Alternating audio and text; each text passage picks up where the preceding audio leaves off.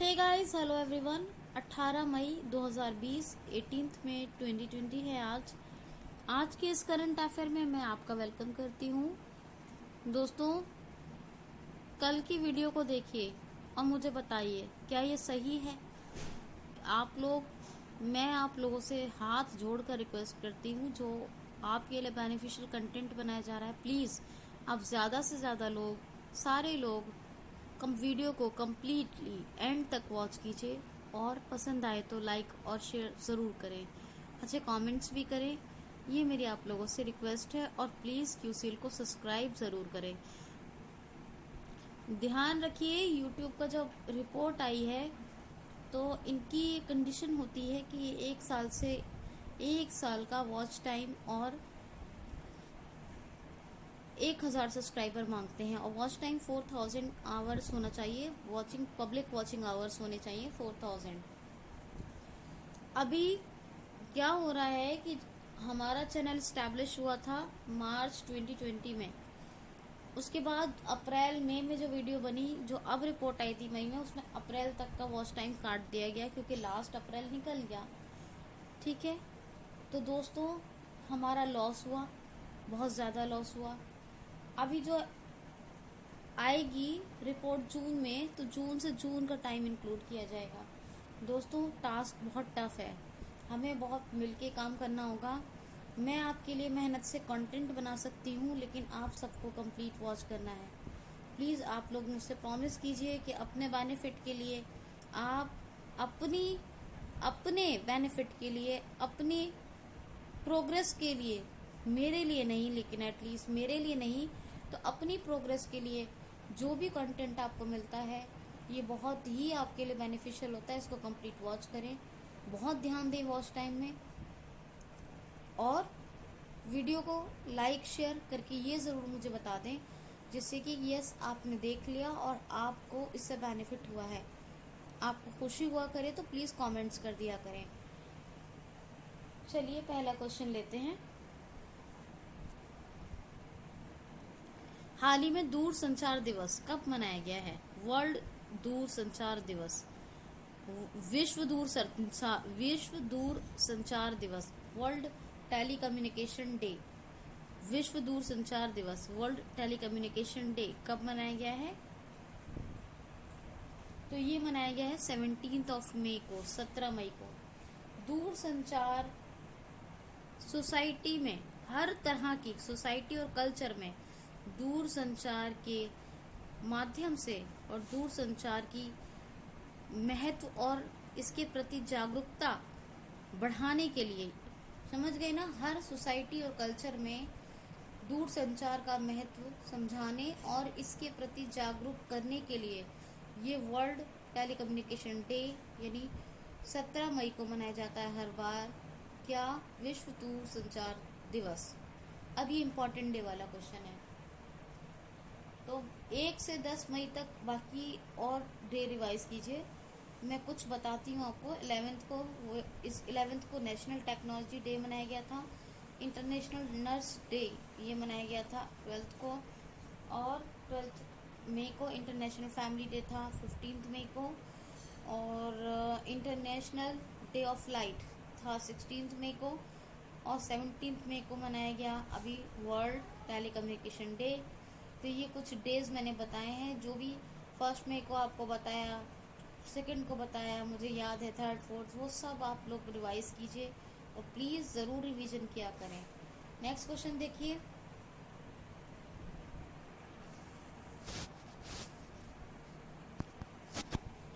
एक तरह का श्वसन प्रक्रिया में सहायता देने वाला वेंटिलेटर किस आईआईटी ने तैयार किया है? हाल ही में एक प्रकार का वेंटिलेटर, श्वसन प्रक्रिया यानी रेस्पिरेशन यानी ब्रीदिंग सिस्टम को इम्प्रूव करने के लिए एक तरह का सहायता देने वाला श्वसन प्रक्रिया में सहायता देने वाला वेंटिलेटर किस आईआईटी ने डेवलप किया है? तो आईआईटी मद्रास ने। एक फाउंडेशन है, मेडिकल फाउंडेशन, उसका नाम है सुंदरम मेडिकल फाउंडेशन। और इस सुंदरम मेडिकल फाउंडेशन ने अभी आईआईटी मद्रास के साथ मिलकर सुंदरम वेंटागो नाम का श्वसन संबंधी सहायता के लिए, यानी श्वसन प्रक्रिया में सहायता देने के लिए ये बनाया है। तो इस जो इक्विपमेंट को हम वेंटिलेटर कह सकते हैं, क्योंकि वो ब्रीदिंग सिस्टम को इम्प्रूव करता है और ये भी सांस लेने में हेल्प करता है। तो एक तरह का वेंटिलेटर है जो श्वसन प्रक्रिया में सहायता देने के लिए अभी बनाया गया है। सुंदरम फाउंडेशन ने मद्रास आईआईटी के साथ मिलकर बनाया है। किसके साथ? आईआईटी मद्रास के साथ मिलकर। ध्यान से सुनिएगा, आईआईटी मद्रास के साथ मिलकर सुंदरम फाउंडेशन ने इसको बनाया है, याद रखिएगा। नेक्स्ट क्वेश्चन है, हाल ही में अभी नाडा के अनुशासन संबंधी पैनल में किसको शामिल पुनः कर लिया गया है? हाल ही में किसको नाडा के अनुशासन संबंधी पैनल में, अनुशासन पैनल में किसको नाडा के अनुशासन डिसिप्लिन पैनल में पुनः शामिल कर लिया गया है? तो ये है अखिल कुमार, ये बॉक्सिंग प्लेयर हैं अखिल कुमार, और इन्हीं को अभी नाडा डिसिप्लिन पैनल में फिर से शामिल कर लिया गया है। नाडा अनुशासन संबंधी पैनल या नाडा अनुशासन पैनल, क्या कहेंगे? नाडा अनुशासन पैनल, नाडा डिसिप्लिन पैनल में शामिल कर लिया गया है अखिल कुमार को। ये जो अखिल कुमार है इनको शामिल तो कर लिया गया है, और इनको साथ ही जो वो हुए थे कॉमनवेल्थ गेम्स हुए थे उनमें अखिल कुमार ने एक गोल्ड मेडल भी जीता था। ये गोल्ड मेडलिस्ट है। कौन? अखिल कुमार बॉक्सिंग प्लेयर है, गोल्ड मेडलिस्ट है। नेशनल यूथ गेम, जो भी यूथ गेम्स हुए थे, कॉमनवेल्थ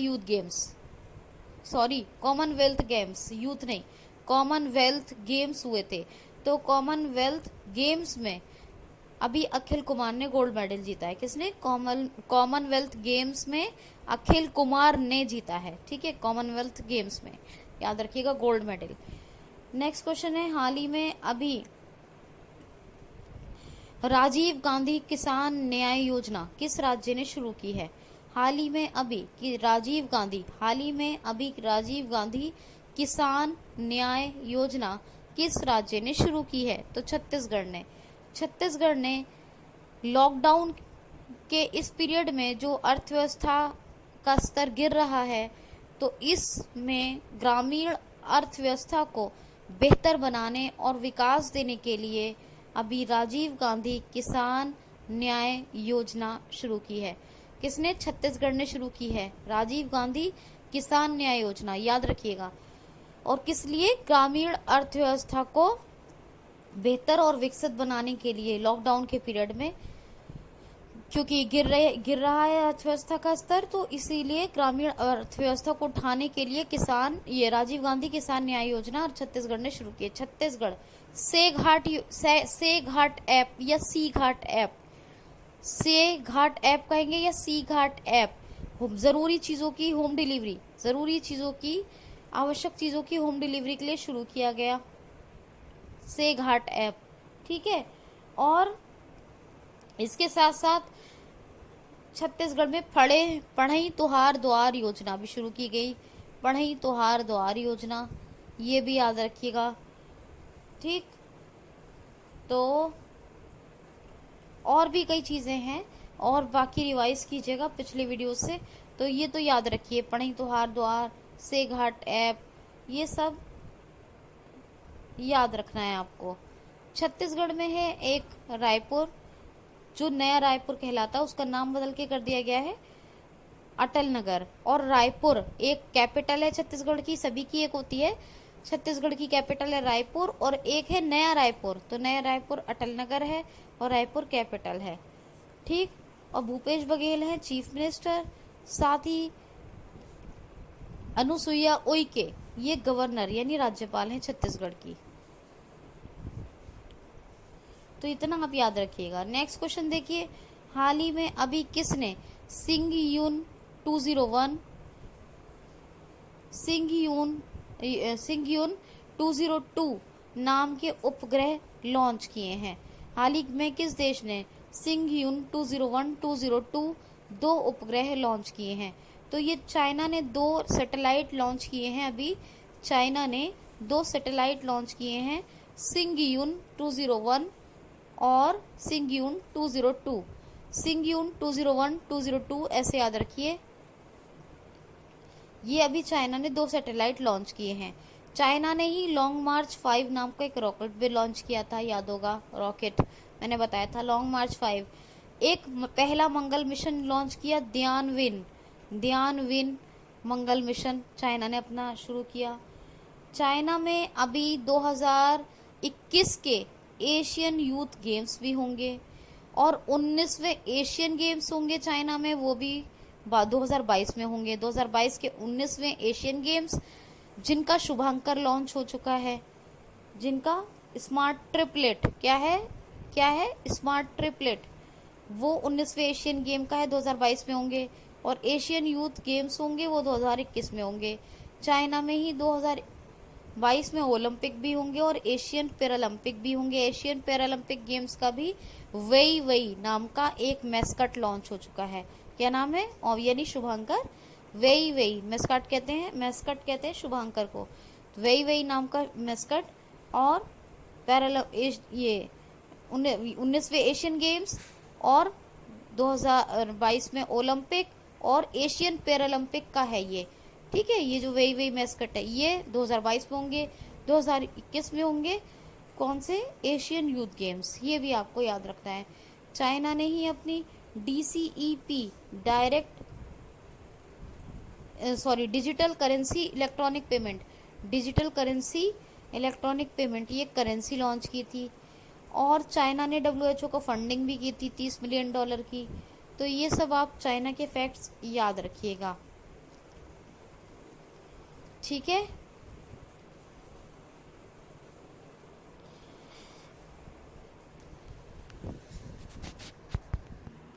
क्वेश्चन देखिए दोस्तों, हाल ही में भारत के रजिस्ट्रार जनरल की रिपोर्ट आई है।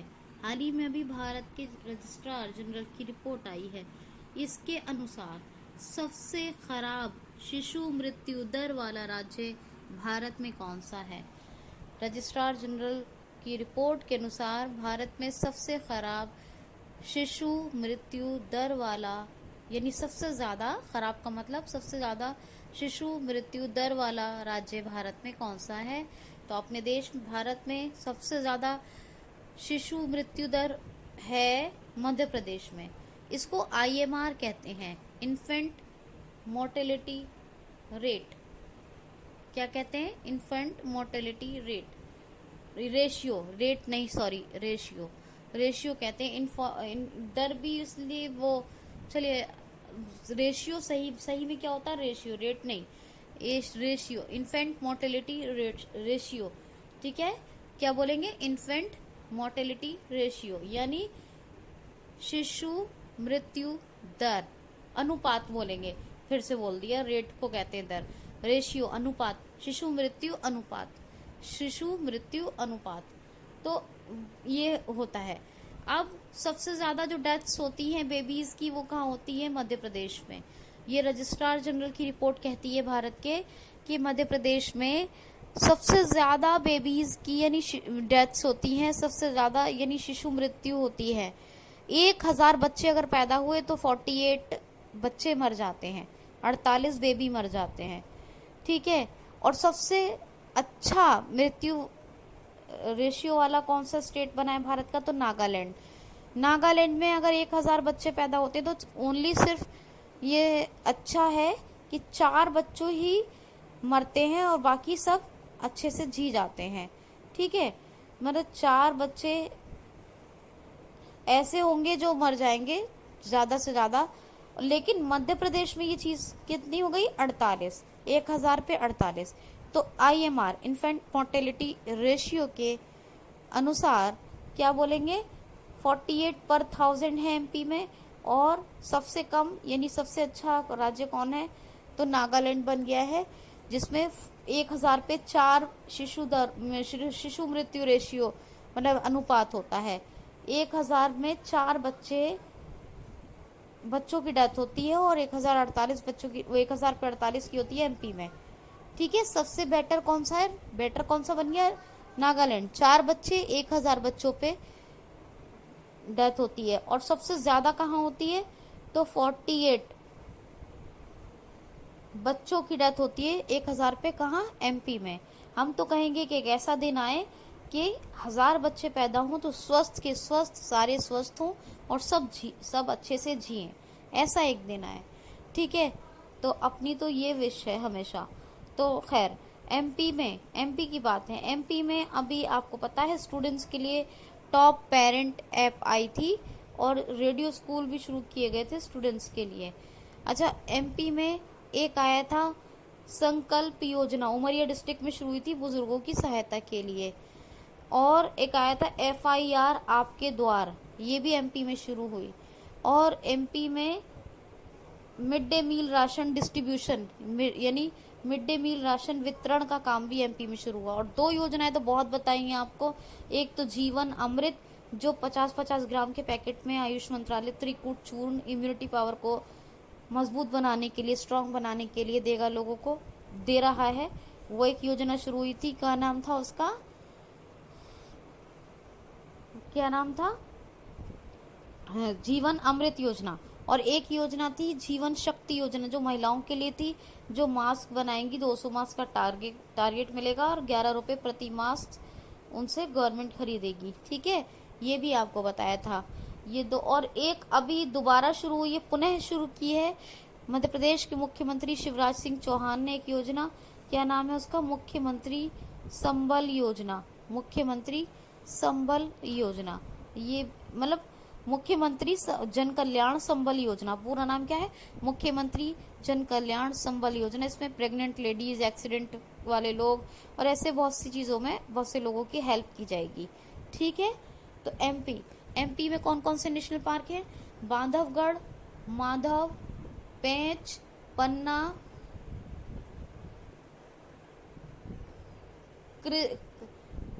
कान्हा किसली, ये सब हैं।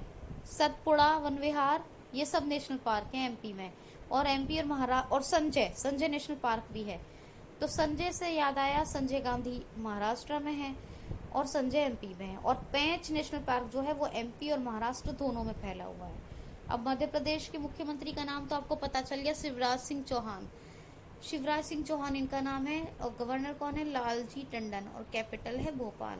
नेक्स्ट क्वेश्चन है, हाल ही में अभी दुनिया का कौन सा फॉल्स अभी टूरिस्ट लोगों के लिए खोला गया है, दुनिया का कौन सा फॉल्स टूरिस्ट लोगों के लिए खोला गया है और ये किस नदी पे बना हुआ है, दुनिया का कौन सा फॉल टूरिस्ट के लिए खोल दिया गया है, यानी दुनिया का कौन सा जलप्रपात टूरिस्ट के लिए खोला गया है और ये किस नदी पर बना हुआ है। तो ये है विक्टोरिया जलप्रपात, विक्टोरिया फॉल्स, क्या कहेंगे, विक्टोरिया फॉल्स। ये बना हुआ है जिम्बेजी नदी पर, किस पर, जिम्बेजी नदी, इसका नाम आपने ज्योग्राफी में पढ़ा होगा। ये जाम्बिया में है, कहाँ, जाम्बिया में है जिम्बेजी नदी। और इसी पर बना हुआ है विक्टोरिया फॉल्स, क्या बना हुआ है, विक्टोरिया फॉल्स जलप्रपात हिंदी में कहते हैं। और विक्टोरिया फॉल्स जो है ये दुनिया का सबसे बड़ा और ऊंचा फॉल्स है, दुनिया का सबसे बड़ा सबसे ऊंचा फॉल्स है विक्टोरिया फॉल्स जिम्बेजी नदी में। अब ये जाम्बिया में है, तो जाम्बिया की कैपिटल क्या है, जाम्बिया की कैपिटल है लुसाका और करेंसी क्या है, क्वाचा। Capital Lusaka, currency क्वाचा। और एडगर लुंग है प्रेसिडेंट, कौन है, एडगर लुंग। इनका नाम थोड़ा टफ है, करेंसी कैपिटल जरूर याद रखिएगा। ठीक है, नेक्स्ट क्वेश्चन है, हाल ही में अभी किसने अपने वेतन में 30% की कटौती कोविड-19 के कारण की है। हाल ही में किसने अपनी सैलरी में 30% की कटौती कोविड-19 के कारण की है। तो हमारे president of India Shri Ramnath Kovind Singh ji ने अपनी 30% सैलरी कम लेने की घोषणा की है, ये कोविड-19 के कारण किया है। 30% सैलरी कोविड-19 के चलते अब हमारे भारत के राष्ट्रपति कम लेंगे, ये कोविड-19 के कारण, ताकि 30% पैसा बचेगा तो इससे कुछ हेल्प होगी, कुछ विकास में तो क्या लगेगा, पहले तो लोगों के कल्याण और दवाओं में या जो भी है बहुत सारी सहायताएं मिलेंगी। तो बहरहाल 30% की अपनी सैलरी में कटौती करने की घोषणा की है। किसने? प्रेसिडेंट ऑफ इंडिया अपने श्री रामनाथ कोविंद जी ने, अपने भारत के अपने राष्ट्रपति जी ने। ठीक है, याद रखना है आपको। क्वेश्चन देखिए, हाल ही में रेमेडी क्रिकोरियो पर कितने साल का प्रतिबंध आरोपित किया गया है? तो अभी रेमेडी क्रिकोरियो ये एक साइक्लिस्ट है और इनको 4 साल का प्रतिबंध, यानी इनको 4 साल के लिए भी बैन कर दिया है। 4 साल का प्रतिबंध लगा दिया है रेमेडी क्रिकोरियो पर। ये फ्रांस की हैं। कहाँ की? फ्रांस के हैं। कहाँ के हैं? फ्रांस के। तो रेमेडी क्रिकोरियो ये 4 साल का प्रतिबंध अभी लगा दिया गया है। कितने साल का बैन लगाया है? 4 साल। साइकिलिंग में साइक्लिस्ट मतलब एक साइकिलिंग में है ये, तो साइक्लिस्ट हैं, है ना? तो मैंने काम ज़बान में कह दिया है साइक्लिस्ट, ठीक है, सही। तो ये साइकिलिंग में है और अभी इनको 4 साल के लिए बैन कर दिया है रेमेडी क्रिकोरियो। ठीक है, देखिए मैं एक बात कहूँ, साइकिल हेल्थ के लिए बहुत अच्छी होती है।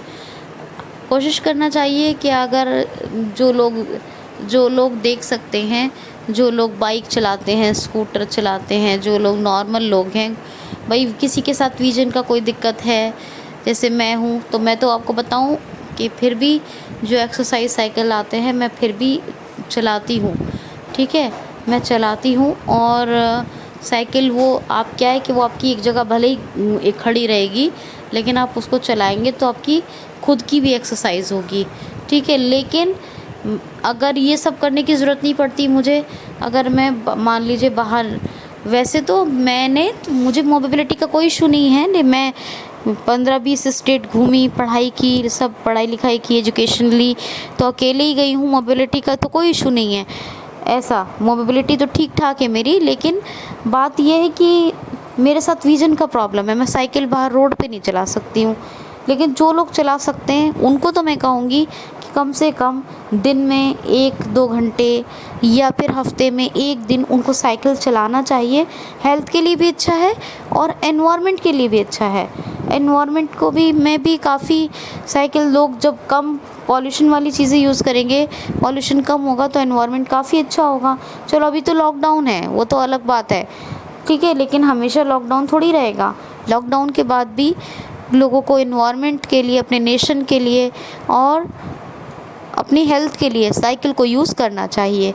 तो ये बात आई मेरी, अभी इनके ऊपर प्रतिबंध लगा है, ये साइकिलिस्ट हैं, तो इसलिए मेरे दिमाग में ये बात आ गई। ठीक है, तो ये मैंने आपसे कहा। तो मेरी रिक्वेस्ट यही रहेगी आपसे कि आप जो है मतलब अपने बेनिफिट के लिए मुझे सुने, अपने बेनिफिट के लिए जो भी करें अपने बेनिफिट के लिए, है ना? तो साइकिल आप अपने बेनिफिट के लिए ज़रूर चलाएं। देखिए इसको आपको भी बेनिफिट होगा, नेशन को भी बेनिफिट होगा। तो ये चीज़ है। चलिए एक क्वेश्चन लेते हैं। हाल ही में अभी FRA की एक रिपोर्ट आई है, फॉरेस्ट रिसर्च असेसमेंट की। FRA फॉरेस्ट रिसर्च असेसमेंट की एक रिपोर्ट आई है, जिसके अनुसार अभी हानि दर घटकर कितने प्रतिशत हो गई है? तो अभी 10 मिलियन हेक्टेयर हानि दर घट के हो गई है 2015 से 20 के बीच। 2010 से 15 के बीच जो होती है वो फॉरेस्ट हानि दर, यानी जो हानि समझते हैं ना, नुकसान, तो वो कितना 12 मिलियन हेक्टेयर, 12 मिलियन की मतलब 12 मिलियन हेक्टेयर दर के हिसाब से था। और अभी जो 2015 से बीच की जो 5 साल गए तो 10 मिलियन हेक्टेयर के हिसाब से, यानी अब थोड़ा नुकसान में कमी आई है। तो नुकसान दर घट के, यानी हानि दर घट के कितनी हो गई है? 10 मिलियन हेक्टेयर दर। ये FRA की रिपोर्ट कहती है। फॉरेस्ट रिसर्च असेसमेंट ये रिपोर्ट जारी करता है और 10 मिलियन हेक्टेयर दर हानि दर घट के हो गई है 2015 से 2020 के बीच। ठीक है, क्वेश्चन देखिए दोस्तों, हाल ही में अभी हॉकी सीनियर राष्ट्रीय महिला चैंपियनशिप की मेज़बानी कौन सा राज्य करेगा? हॉकी सीनियर महिला राष्ट्रीय चैंपियनशिप की मेज़बानी कौन करेगा?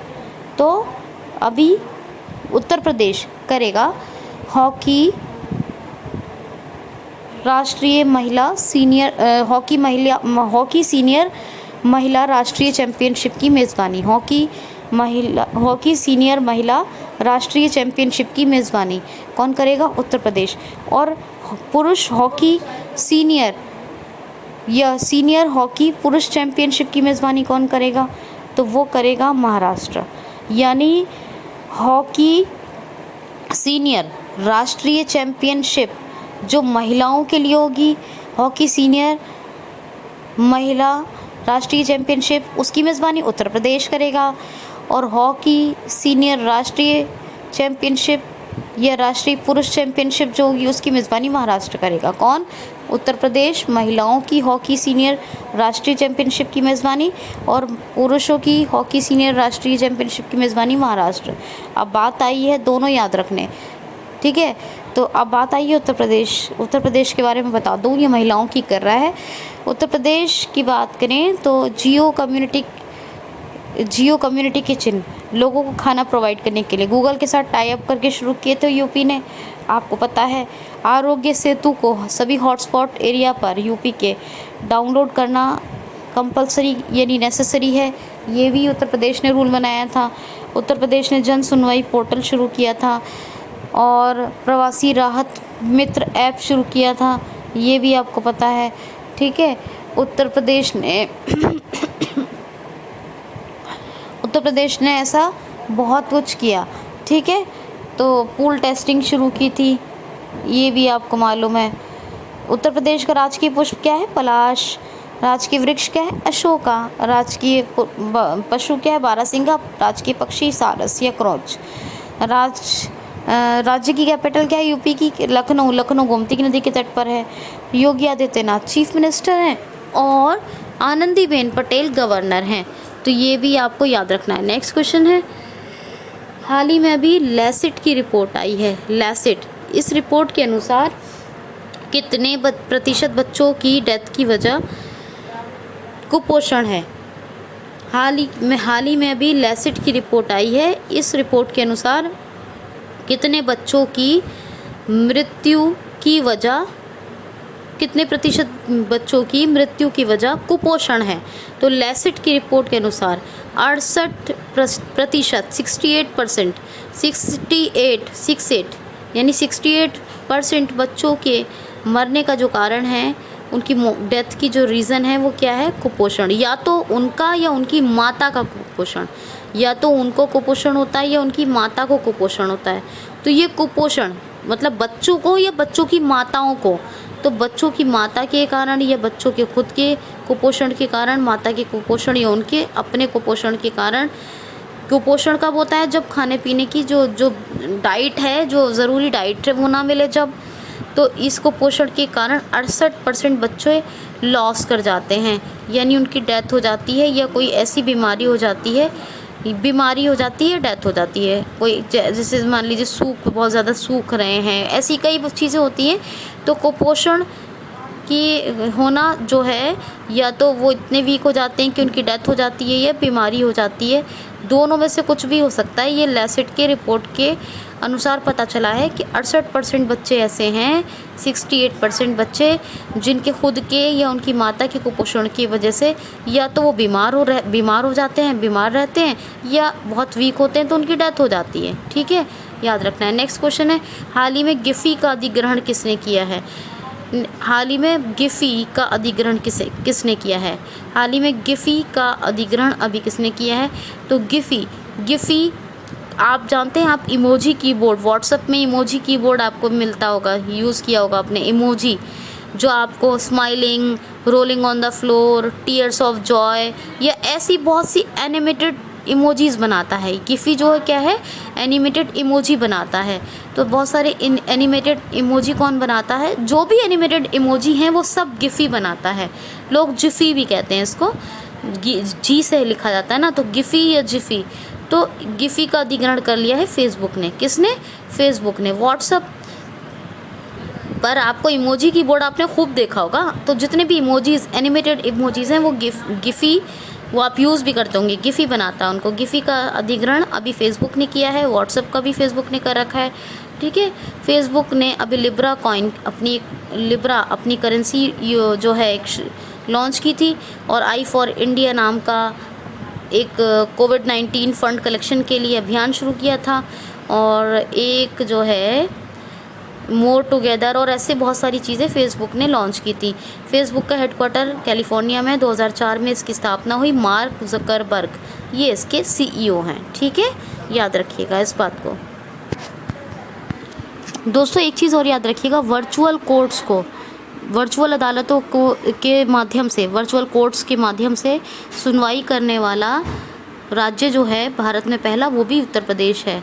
ये याद रखिएगा। और कल एक चीज़ और बताई थी कि आप जो यूपी ने अपने कर्मचारियों के ट्रांसफ़र पर रोक लगा दी है। ठीक है, ये भी आपको बताया था। और 7 तरह के भत्तों को यूपी ने अपने कर्मचारियों के जो मिलते थे उनको बंद कर दिया है। 7 भत्तों को, 7 टाइप्स के जो भत्ते मिलते थे उनको बंद कर दिया है। ठीक है, ये भी आपको बताया था। अच्छा, ये भी आप याद रखिएगा, इम्पॉर्टेंट है। नेक्स्ट क्वेश्चन देखिए, हाल ही में भारत बांग्लादेश ऑनलाइन सम्मेलन अभी किसने शुरू किया है? भारत बांग्लादेश ऑनलाइन सम्मेलन किसने शुरू किया है? तो भारत बांग्लादेश ऑनलाइन सम्मेलन शुरू किया एसोचैम्प ने। किसने? एसोचैम्प। अब ये एसोचैम्प की फुल फॉर्म क्या है? Associated of commerce, associated of commerce and industries of India, associated chambers of commerce, माफ़ कीजिए, associated chambers of commerce and industries of India, associated chambers of commerce and industries of India. क्या है? Associated chambers of commerce and industries of India. फिर से सुनिए, associated chambers of commerce and industries of India. तो एसोचैम्प, इसी ने भी Bharat Bangladesh online सम्मेलन शुरू किया है। बांग्लादेश आर्टिफिशियल इंटेलिजेंस को पहला यूज़ करने वाला देश बना है जिसने कोविड-19 के मैनेजमेंट के लिए यूज़ किया है। और बहुत कुछ आपको बांग्लादेश के क्वेश्चन आते रहते हैं, बताती रहती हूँ। और एक एक्सरसाइज भी है इंडिया बांग्लादेश के बीच में, कौन सी? संप्रति एक्सरसाइज होती है, ये भी याद रखिएगा। करेंसी तो आपको इसलिए नहीं बता रही हूँ, और कैपिटल बताती रहती हूँ। और ये भारत बांग्लादेश सम्मेलन है, अपने देश भारत और बांग्लादेश के बीच associated chambers of commerce and industries of India ने, यानी एसोचैम्प ने शुरू किया है। तो लास्ट क्वेश्चन लेते हैं। हाल ही में अभी ज़ुबैर इकबाल किस बैंक के सीईओ बने हैं? ज़ुबैर इकबाल किस बैंक के एमडी एंड सीईओ बने हैं? ज़ुबैर इकबाल किस बैंक के एमडी एंड सीईओ बने हैं? तो J&K बैंक के। किसके? J&K bank, Jammu and Kashmir bank के बन गए हैं सीईओ, एमडी एंड सीईओ। कौन? ज़ुबैर इकबाल। जम्मू एंड कश्मीर बैंक के Zubair Iqbal MD and CEO बन गए हैं। अब जम्मू एंड कश्मीर बैंक का हेड क्वार्टर कहाँ है? तो श्रीनगर में। कहाँ? श्रीनगर में। दोस्तों मैं चाहती हूँ व्हाट्सएप पे आप लोगों का हफ्ते में टेस्ट लूँ, तो टेस्ट लेने का मैं एक इनिशिएटिव लेना चाह रही हूँ। क्या आपको पसंद आएगा? ज़रूर बताइएगा कमेंट करके। ठीक है, चलिए ख्याल रखिए। आज के लिए इतना ही। Thanks for watching. Be happy. Thanks for watching.